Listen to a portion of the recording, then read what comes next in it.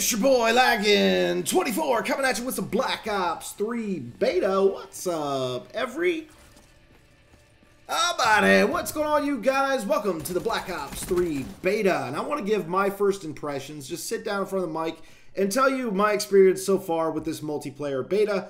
Before we get started, though, keep in mind it is a beta. It's not a finished product. There are still many things from the game that were not available to us so far, including the fact that they're going to be using all the data from the beta to tweak things, so we don't know if the hit detection is going to be improved or if this is it. I'm sure everything's going to be improved based on the data they retrieve from the beta.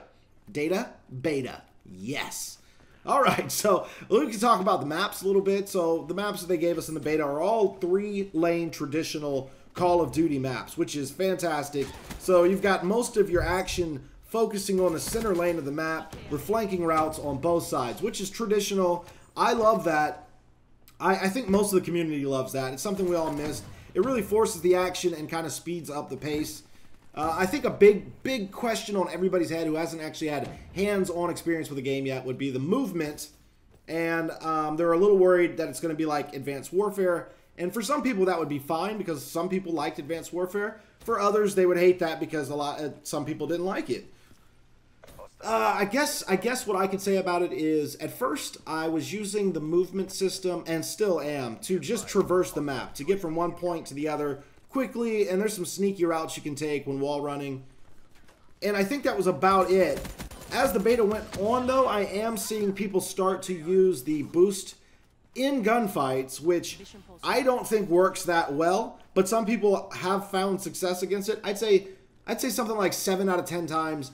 When I'm boots to the ground and someone's jumping up, the jumps are a lot slower and they don't last as long, and the side-to-side movement isn't as sharp and sporadic, so it's really easy to track your opponent in midair and kill them.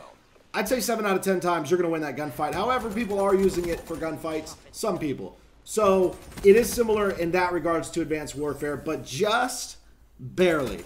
So I just want to be honest with you guys. Yes, some people are using the movement for dogfights in midair. There you go. A lot of people are saying, no one's doing that. Well, it's happening, okay? Connection, I don't know if this is skill-based matchmaking or not. For those of you who aren't aware of skill-based matchmaking, it's when they put you in a lobby based on your skill matching up with another player based on their skill. You guys are going to have similar KDs, okay? The problem with skill-based matchmaking isn't the fact that you're playing against someone of your own talent. I don't mind that. The problem is, what if I am in South Carolina and the person closest to me with the same amount of talent is in Texas, and then someone in Montana, and someone in California, and someone in Hawaii, and someone in Florida? We're all over the country. There's no way there's going to be a server that fits us all, and a few people in that game are going to be experiencing tremendous lag. I hate skill-based matchmaking for that reason. It should be connection first, put everybody together that are closest, and then sort out the skill-based matchmaking within that group of hundreds or thousands of people. Okay, don't put me... I've been hearing so much foreign language in these lobbies. I have no idea what's going on, but like I said, it could just be the beta. The guns are awesome. I've only been playing with a handful. I'm kind of that guy who, like, finds... I'm a big SMG guy, so I haven't ventured out of the SMG class too much. So I can't say that all the guns are awesome. But the SMGs are fun, and of course the Razorback is the one everyone's playing with, and for good reason. It shoots like a laser. It's got a nice rate of fire. Once you start unlocking stuff for it, you put that grip on there, the stock, you put extended mags and rapid fire, and forget about it. You were going to win a lot of confrontations that way. And it's really good at long range. I've gotten a lot of long range shots with it. The kill streaks, I think, is something in the last Call of Duties, Ghost and AW, that have been absolutely fails. And in this one, the Black Ops 3 beta, I'm going to give it super high marks. There's some really cool kill streaks that work very well. Extremely excited about that. Now, one thing about the beta that I don't like so far is the specialist classes. You have to load out with a specialist class. Those are your characters. That's who you play as. Okay, so that's fine.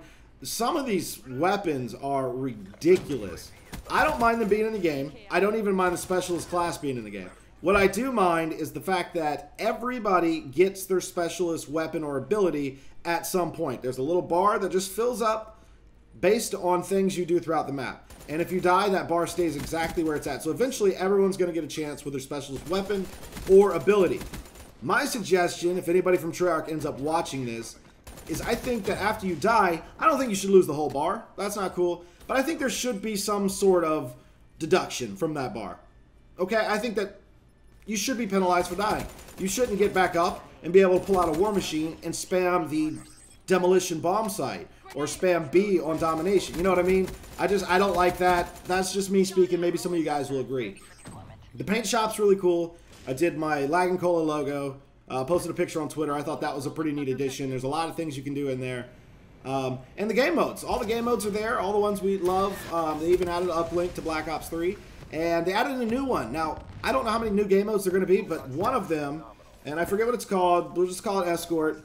And it's amazing. There's this robot. Your team has to surround it in order for it to move. The goal is to get it from one side of the map to a departure zone on the other side of the map.